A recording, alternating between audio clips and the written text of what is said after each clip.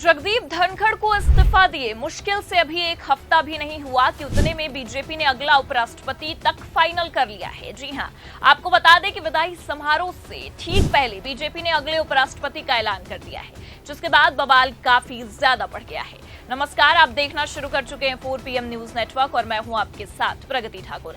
बड़ी खबर निकलकर सामने आ रही है कि एक तरफ इस्तीफा हुआ है और दूसरी ही तरफ बीजेपी आलाकमान फुल फॉर्म में आ चुका है।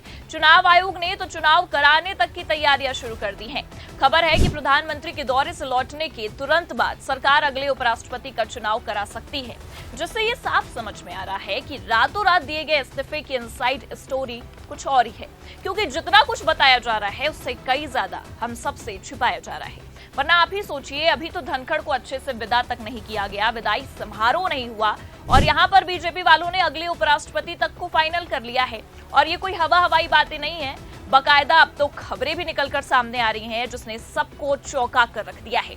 आप दैनिक जागरण की एक खबर देखिए, इसमें लिखा भी है, हो गया क्लियर, इनकी पसंद के होंगे नए उपराष्ट्रपति, जल्द नोटिफिकेशन जारी। तो एक तरफ खबर ये सामने आई है कि चीजें क्लियर हो चुकी हैं, कौन होगा अगला उपराष्ट्रपति, इस पर मुहर भी लग गई है। तो दूसरी तरफ चुनाव आयोग ने भी कमर कस ली है।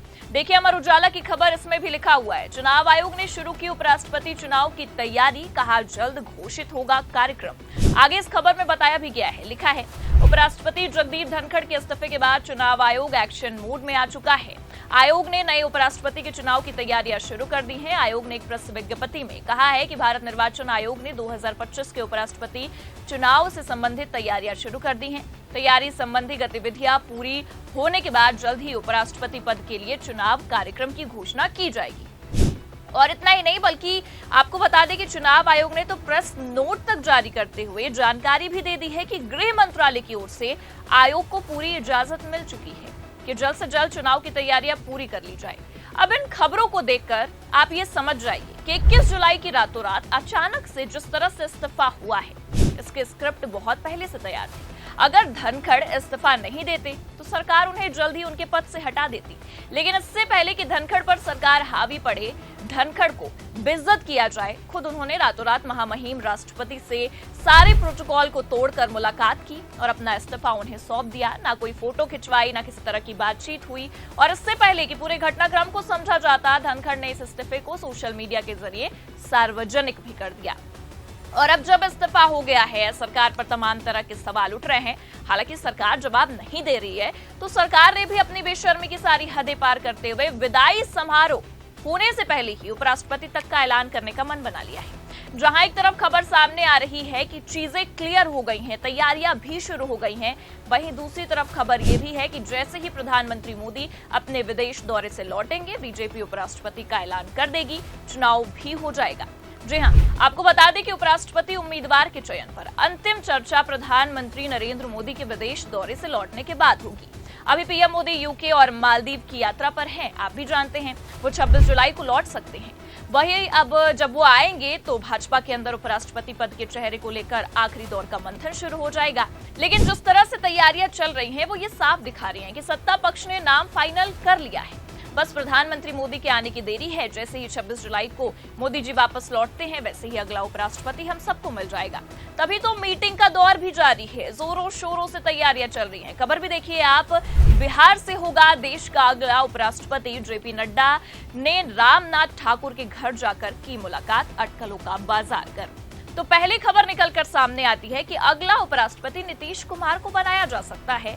और अब आप देखिए, ये मुलाकात का दौर जारी है। जेपी नड्डा ने रामनाथ ठाकुर से अचानक मुलाकात करके कई सारे सवालों को भी जन्म दिया है, क्योंकि आपको बता दें कि रामनाथ ठाकुर केंद्रीय कृषि राज्य मंत्री और जेडीयू के राज्यसभा सांसद हैं। और जेपी नड्डा ने इन अटकलों के बीच जैसे ही उनके घर पर जाकर उनसे मुलाकात की है, तब से कई सारी कयासबाजियां लगाई जा रही हैं। हालांकि आपको बता दें कि कयासों का दौर भले से ही लगाया जा रहा हो, लेकिन बीजेपी ने एक तरफ जैसे ही अपना नाम फाइनल किया है, वहीं दूसरी तरफ खबर यह भी है कि इंडिया गठबंधन ने भी कमर कस ली है। खबर देखिए आप दैनिक जागरण की, इसमें लिखा भी है, उपराष्ट्रपति चुनाव के लिए साझा उम्मीदवार उतार सकता है इंडी गठबंधन, विपक्ष ने कसी कमर।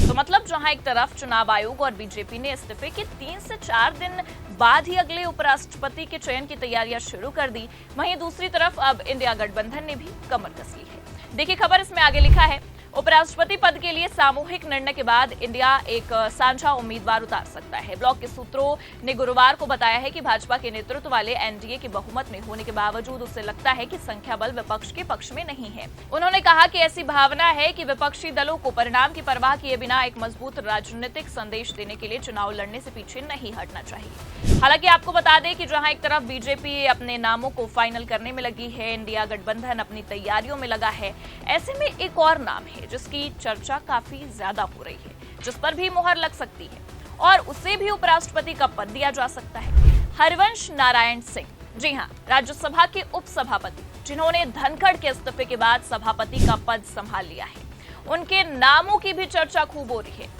क्योंकि आपको बता दें कि खबर भी देखिए आप, इसमें आगे लिखा भी है, जैसे ही धनखड़ का इस्तीफा आया, सोशल मीडिया प्लेटफॉर्म एक्स पर यह चर्चा गर्म हो गई कि हरिवंश नारायण सिंह उपराष्ट्रपति पद के लिए एक मजबूत चेहरा हो सकते हैं। उनके लंबे संसदीय अनुभव, नीतीश कुमार और नरेंद्र मोदी दोनों से मधुर संबंध और जेडीयू की पृष्ठभूमि को देखते हुए कई लोग मान रहे हैं कि एनडीए उन्हें उम्मीदवार बना सकता है। हालांकि आपको बता दें कि 2014 में उन्हें जेडीयू से राज्यसभा भेजा गया, 2018 में वो राज्यसभा के उपसभापति बनाए गए। लेकिन जहां एक तरफ सोशल मीडिया पर उनके नामों की चर्चा है, वहीं दूसरी तरफ धनखड़ के इस्तीफे के तुरंत बाद उनका राष्ट्रपति द्रौपदी मुर्मू से मिलना इस ओर इशारा भी कर रहा है कि वो उपराष्ट्रपति पद के लिए एनडीए की पसंद हो सकते हैं। खबर देखिए आप, हमारे पास मौजूद है, इसमें लिखा है, जगदीप धनखड़ के इस्तीफे के बाद राष्ट्रपति ने हरिवंश को बुलाया, चर्चाओं का बाजार गर्म।